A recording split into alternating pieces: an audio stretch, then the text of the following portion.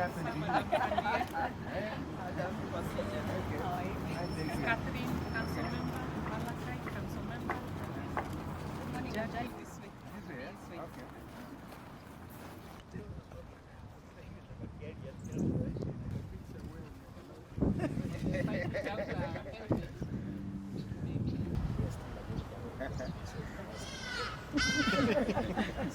But now it's my pleasure and privilege to officially open this ground for construction.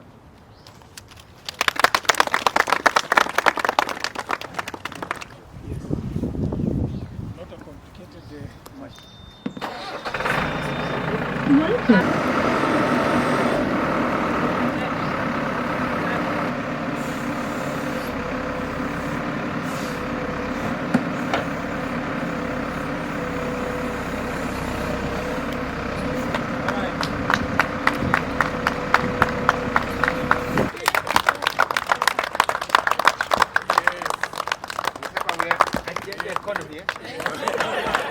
Number one is that the principal object of the bill is to repeal and reenact the Certified Public Secretaries of Kenya Act, Chapter 534 of the Laws of Kenya. And Part 1 provides for the preliminary issues, as usual, with the second part providing for establishment of the Institute of Certified Governance Secretaries, and further creates a new category of the membership of the Institute to be known as affiliate members. And Part 3 of the bill retains the current corporate status of the board, but with a changed nomenclature and expanded functions.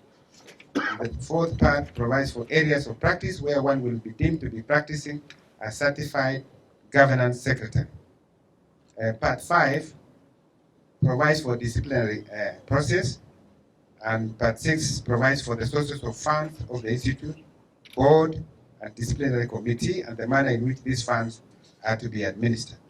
The last part, which is Part 7, provides for the miscellaneous provisions, which includes the offenses and penalties, the power to make regulations and transition and savings provision.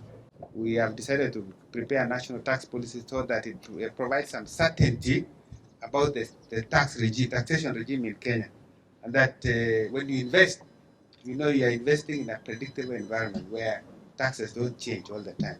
So we have that policy which is going to be in Parliament. We also have developed a medium-term revenue strategy, which is our strategy to collect taxes over the next 5 years, and we are very ambitious. Again, these are areas we want you to help us. If our corporate governance improves, we know that we will also see more revenues being paid.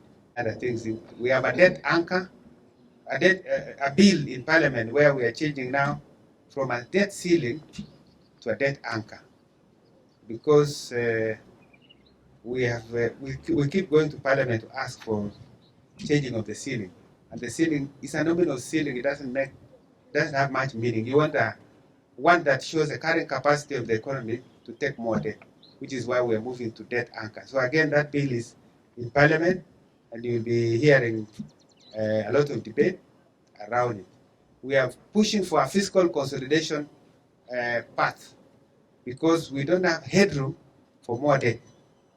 So we want to focus more on revenue-raising measures by pushing more on compliance and broadening the tax base.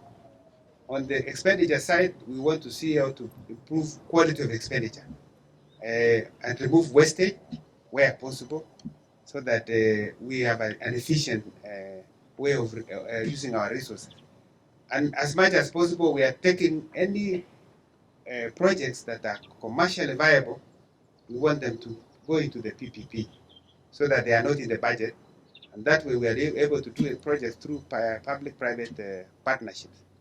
And finally, another area we are focusing on is addressing pending bills, because when we don't pay pending bills, it affects enterprises, it affects liquidity. So we are reviewing again the entire portfolio of pending bills. Is a lot of money. I think I'm talking about around 640 billion monies which have been accumulated. And we want to do the way the Kibaki administration did, where we did a gazette notice and looked at the entire portfolio clean them up, and only pay that is what is payable, and make sure that we have a habit of paying our bills when they fall due. And we are challenging even counties not to start new projects without paying for the old ones. And that applies also to all of us, so that we honor.